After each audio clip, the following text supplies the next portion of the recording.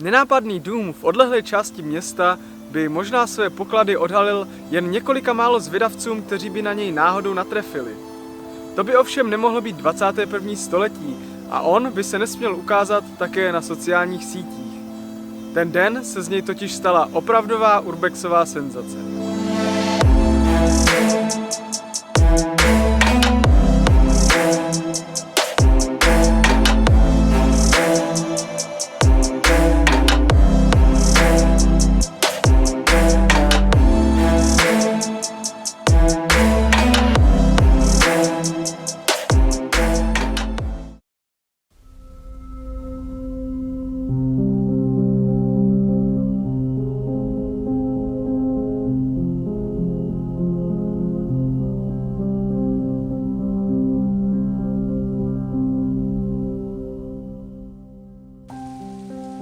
Ode dne, kdy na vilu natrefili první průzkumníci, uběhla už nějaká doba.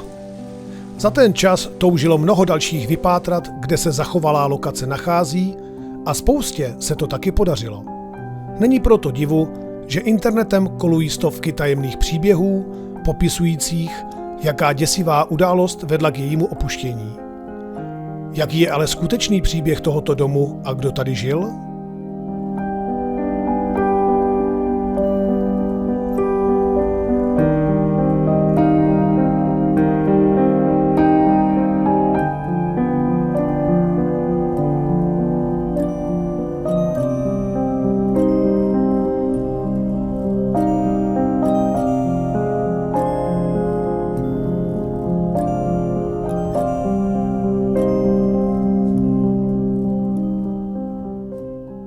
Poslední teorie, která zatím spatřila světlo internetu, hovoří o záhadném zmizení celé rodiny.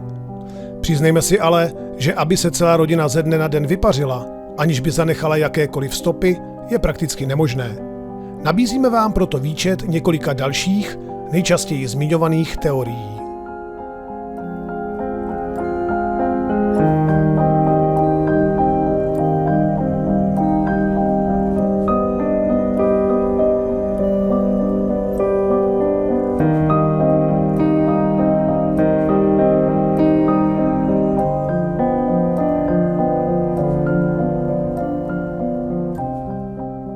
Jednou z nich je, že manžela majitelky odvezla policie.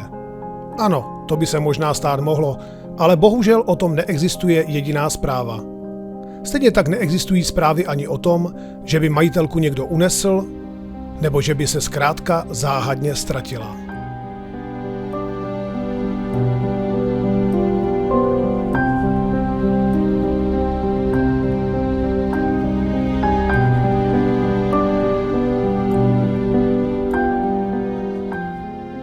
Na tom, že majitelka zemřela přímo uvnitř tohoto domu, by nebylo nic zase tak zvláštního nebo záhadného. S touto teorií se ale můžeme znovu přenést do říše fantazie, vytvořené tentokrát slavnými autory tzv. Prozkoumávaček. Na tom, že jednoho rána pod vlivem alkoholu a zdravotní indispozice spadla ze strmých schodů, totiž není ani zrnko pravdy. Ještě větší nesmysl je pak to, že její kostru objevili po 5 nebo dokonce 8 letech až první urbexeři.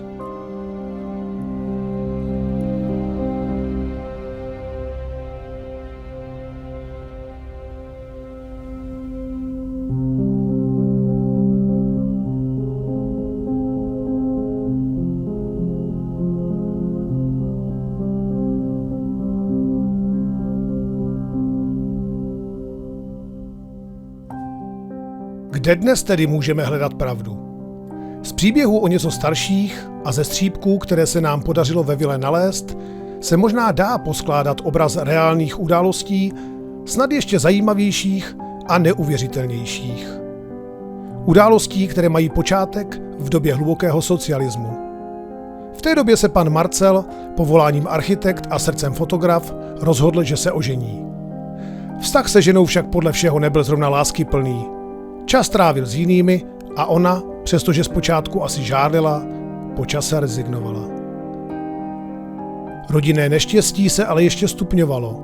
Nešťastná žena několikrát potratila a když konečně porodila vysněnou dcerušku, dlouho se z ní neradovala. Dceřin život skončil v útlém věku pod koly opilého řidiče. Další dítě, tentokrát syn, pak zemřel v 6 letech následkem otravy.